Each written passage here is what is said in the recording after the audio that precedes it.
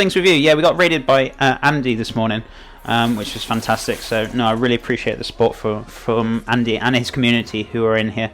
So I really appreciate you guys being here, and I'm glad you're enjoying the stream, guys. Appreciate all those follows. Appreciate you guys being here. So get some of those tomatoes in there. I'm gonna get a few more in there. So yeah, we're gonna get on with the turmeric in a second. We're gonna get some more of that in there as well. So I'm just gonna get these tomatoes diced down and get some more turmeric in there, or some turmeric in there. Sorry, just need to pull it out of my box.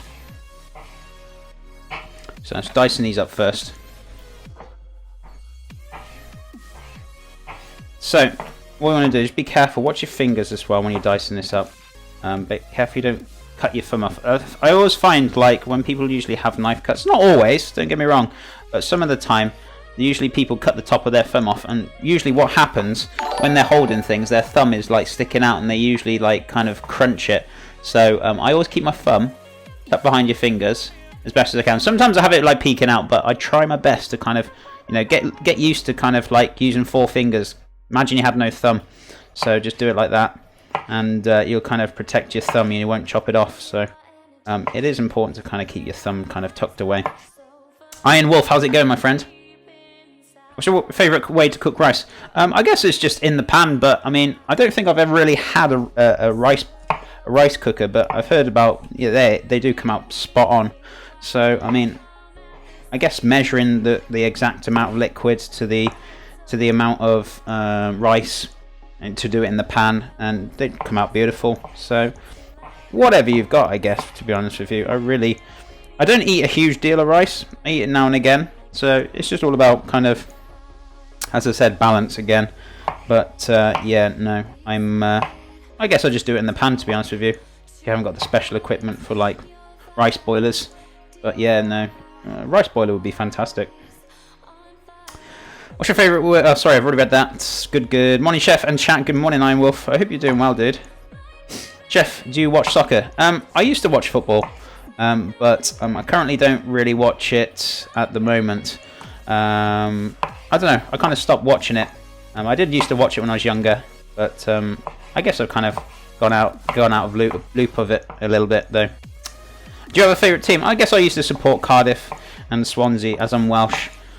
So, you know, kind of my home teams, I guess I would support more than anything.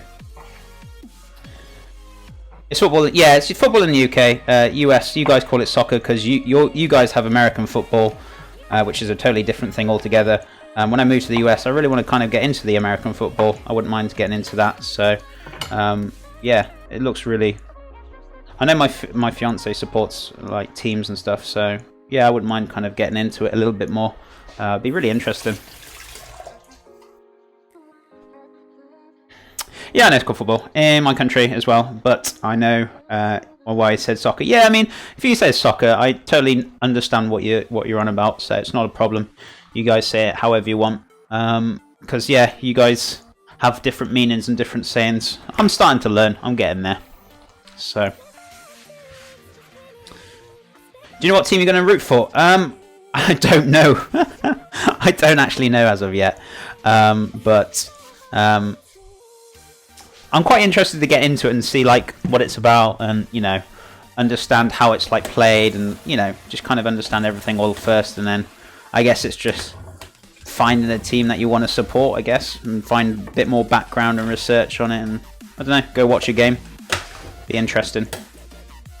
Right, so we're going to get a little bit of cheeky turmeric in there as well. So, also got a little bit of mild curry powder here. And where is my turmeric? It is here somewhere. I saw it this morning. What have I done with that now? Thank you so much for the follows, guys. I really appreciate it. No, don't want that one. So, oh, I also found the cumin seeds, finally. So I'm going to chuck a few more of them in there as well. Coriander. No. What's that there? No, don't want them. Szechuan pepper. No, don't want that. I think the turmeric is down here. I have seen it first thing this morning. And, yeah, I got it. Beautiful. So, got a cheeky bit of mild curry powder, which I'm going to pop in. Not too crazy. I'd say about 2 teaspoons of this. Just give it a shake. So a very small amount. About two teaspoons or so of the mild curry powder. Also going to put some, crush up these cumin seeds because I wanted these going in here. Even though I put ground cumin in, I'm going to put some crushed up cumin seeds as well. So I'd say about a teaspoon of turmeric. With that mild curry powder, it's also got turmeric in there, so I don't need to go too crazy with it. So let's give this all a bit of a stir. Marvelous. So that's cooking down quite nicely now. So what we're going to do, I'm going to get a can of tomatoes in there. Once I've crushed up the cumin seeds, which I'm going to do first thing. And once we've added that, then we're going to get it all, can of tomatoes in there, and then we're going to let it kind of cook down on its own accords. What is your main reason to move to the US? Main reason, my friend, is my fiance lives out there, so that's why I'm moving to the US. So yeah, that's why basically why I'm moving, is because my fiance is out there. Do you eat spicy food? I do eat spicy food. I love spicy food. Curries. I like Mexican food as well. You know, I like all sorts. I don't like it to a point where like heat is like really like going to blow your head off. Do you know what I mean? And like you're streaming, your eyes are streaming, your mouth is like seriously numb. It's on fire. But I do like a good like strong heat to it, but not to an extent where then that's where I start not enjoying it. But everyone's got different thresholds, so you know, whatever suits you. But I do like spicy food. I do like a good kick, so, but not to a point where I'm not enjoying it. So, what's the most expensive fish you used to work with? I've worked with all sorts of fish, from like wild sea bass to turbot to halibut to you know, loads of kilos of lobsters to really expensive caviar. I mean, I think we had like caviar that was like 1 teaspoon was worth like £200. So it was very, very expensive. It also depends on the grade of the fish. So do you know what I mean? There's different grades, so it costs at different prices. I remember filleting and prepping up about 7 or 8 wild big huge sea bass. Now sea bass, you probably see the farmed ones are about that big. These are like huge fish. They're massive. And there are roughly about £1,000 worth of fish I was like cutting up. So yeah, no, I've worked with a lot of expensive fish, but beautiful fish though, Matt, guys. Honestly, stuff that I've seen with like fresh fish. My God, I love fish so much. It's amazing. It's really good. You just can't get it in the supermarkets. No way. You got to go down to the proper markets.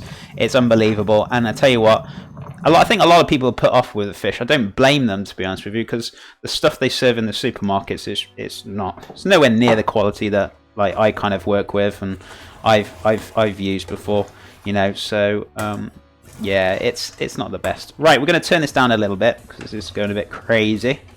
So I'm going to get some can of tomatoes in here. I'm going to make sure I pull up all that sediment with the spoon. So I'm just going to give that a good pull up now. So we put that in there. We've lowered the heat right down, so it's just going to have just pull it off a second, so it gives it time to cool down a bit, so we can get this on the go.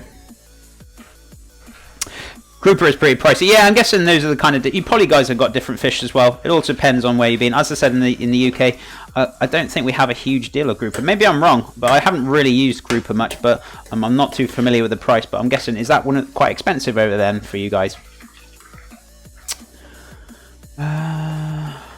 So yeah, bearing in mind £200, so that would be in dollars round about what, roughly? Would it be about $3 to $3.50? I guess. I don't know. Depends on the exchange. So it's expensive stuff. Do you know what I mean? Especially with exchange and stuff. Right. So that cumin ground down, that's in.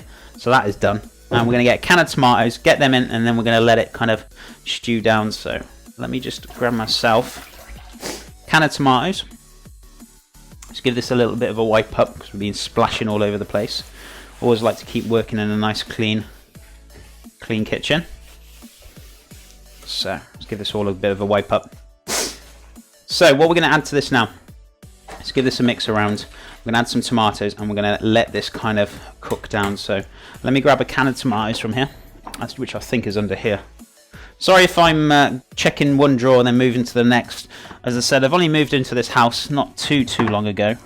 and I'm still trying to find where things are. So I'm just still finding my kind of where stuff is kept, because we moved it around about 4 times, just so we find like a decent kind of place to put things.